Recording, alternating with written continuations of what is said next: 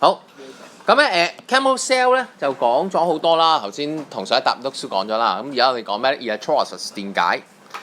咁電解係個意思係咩咧？咁你自己睇啦。其實即係我有 redox 參與嘅反應，但係咧我哋用電 decompose 一啲嘢。咁呢樣嘢就叫 electrolysis。做 electrolysis 嗰個 set up 叫 electrolytic cell。OK。咁咧呢啲 points 咧唔係太重要啦，咁你可以自己睇啦，因為其實我哋唔會點樣記正負極嘅。總之你記住一樣嘢咧就係永遠 cathode 咧就係做 reduction 嗰個位置，永遠 anode 咧就係做 oxidation 嗰個位置，得唔得？咁當然啦，你話喺個 electrolysis 上面 cathode 即係negative electron 啦，因為佢 accept electron 做 reduction 啦。咁positive electron 就係 anode 啦，因為咧佢係要做 oxidation 嘅。咁你可以咁記，不過我唔建議啦。OK， 得唔得？另外咧，我哋上次嗰個 notes 講過啦，就係如果你做一個 chemical cell 咧，咁你咧就要3E 嘅。咁我唔知你記唔記得咩叫3E啦？第一個咧就係要有 electrons 啦，係咪？第二個 E 咧你要有 electrolyte 啦。另外第三個 E 咧你要有 external circuit 啦，係咪？咁你見到啲3E 你就知道嗰個係 chemical cell 啦。咁你記多一樣嘢係咩咧？幾時嗰條題目咧係會同 electrolysis 有關啦？好易睇嘅啫，就係如果佢多咗一嚿嘢喺個 circuit 度係咁樣嘅，或者佢駁另外一個 simple chemical cell， 咁你就可以知道其實佢究竟做 chemical cell 定 electrolysis 最簡單嘅分法。因為咧好多時咧，我做 marker 咧睇啲人答題目咧，發覺原來佢本身條題目係同 electrolysis 有關，佢係答個 chemical cell 嘅。咁你就即係好大嘅 misconcept 啊！所以最穩陣嘅方法，其實好多時 DSE 又好 CE 又好，以前 past paper 咧，你淨係睇幅圖，有呢嚿嘢你就知道佢係做 electrolysis 啦。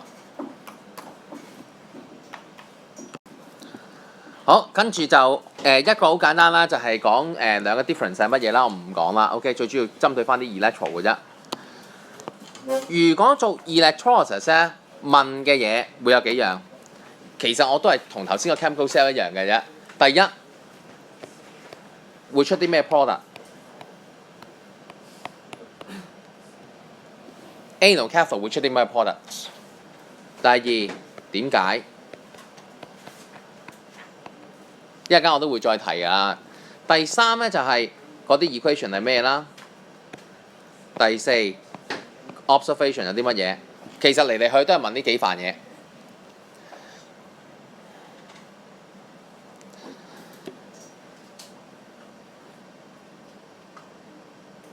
好，咁就我就唔係好按 sequence 去講啦。咁但係我去到嗰 point 會提你啦。第一樣嘢，我哋如果想睇嗰個 electrolysis 究竟個 reaction 係做啲乜嘢咧？我哋會第一件事 list 咗所有嗰個 electrolyte 有嘅 ions。點解咧？因為正常地90% 嘅 electrolysis 咧，嗰個 electron 都係 inert 嘅。inert 即係代表乜嘢咧？佢唔會參與個反應。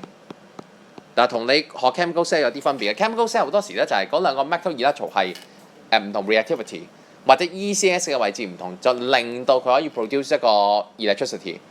但係 electrolysis 有啲唔同嘅，通常係 inert electron。通常啦，我講當然你話後面嗰啲 electroplating 啊，咁梗係用啲唔係 inert 嘅 electron 啦，會做反應啦。但係普遍都係 inert。所以我哋咧就首先會睇下究竟有啲乜嘢 ion 喺裡面嘅，譬如 cation ion。OK，cation ion 咧會 attract negative electron 啦，就做 reduction 啦。普遍係會做呢一個反應。咁我以前教，因為啲學生冇咁醒啦，咁我就教佢屈機嘅。基本上大 dilute solution， 如果佢做 electrolysis 咧，絕大部分都係會做呢一個反應㗎啦，就係 hydrogen ion 會 reduce to hydrogen。當然有 exceptional case 啦，咁不過即係 for simplicity， 你強記佢當然可以啦，但係我哋如果唔強記，諗下都知㗎啦。點解咧？因為 hydrogen ion 咧，其實佢喺 ECS 嘅位置咧，係喺好多嘅做 reaction 而唔係 metal ion 裏面咧，佢係最頂嗰隻。咩意思咧？即係譬如 copper， 你話喂佢撞 copper 喎， OK， 咁冇得好講啦，係咪？咁但係咧，譬如佢上面對上嗰啲，譬如鋅 iron 啊，或者magnesium iron 啊咁，哎呀呀！譬如佢上面撞嗰啲係咪啊？呢個太 sensible 啊！譬如 magnesium iron 啊，對上嗰啲全部都唔做反應㗎啦，咁就梗係 hydrogen iron 啦，係咪？咁所以 normally 咧就係 hydrogen iron 嘅，通常dilute solution。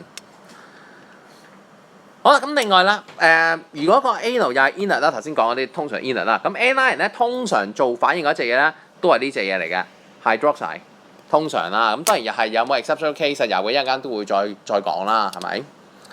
所以咧，如果咧我哋真係唔明 background 嘅 theory， 我哋唔識 compare 啦，咁你有個做法就係大啲 solution 咧，普遍會出 hydrogen gas 同埋 hydroxide， 同埋 oxygen gas 嘅，分別就係頭先紅色框住呢一個反應啦，同埋咧黑色框住呢個反應。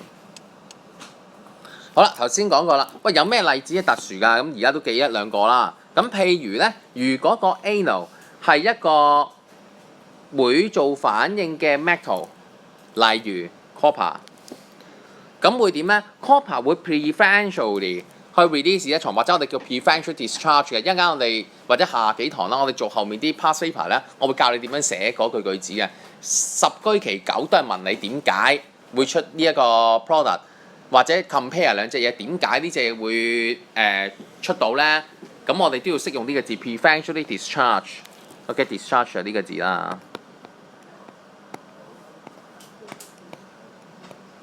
咁即係話咩咧？如果佢裡面係有 copper metal 做 electro 嘅話咧，佢就會 preferentially discharge oxidize 咧變咗做 copper 2同埋 release 咧床嘅啦。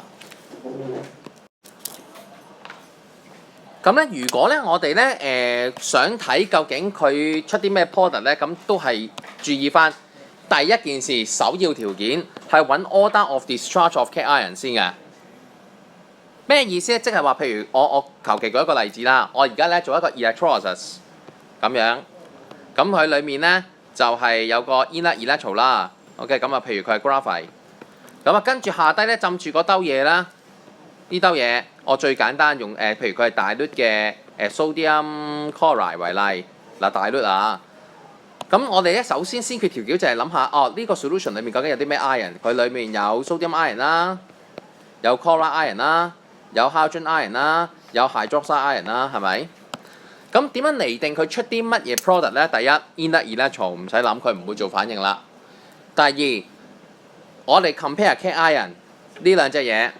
Sodium 喺呢個位置 ，hydrogen ion 喺呢個位置，越底位置嗰隻 cation 佢越容易做 reduction， 所以咧呢個唔做反應，做反應嘅係呢隻，做嗰個反應喺邊一度？頭先我哋講個 slide 嘅呢一個位置會做呢一個反應。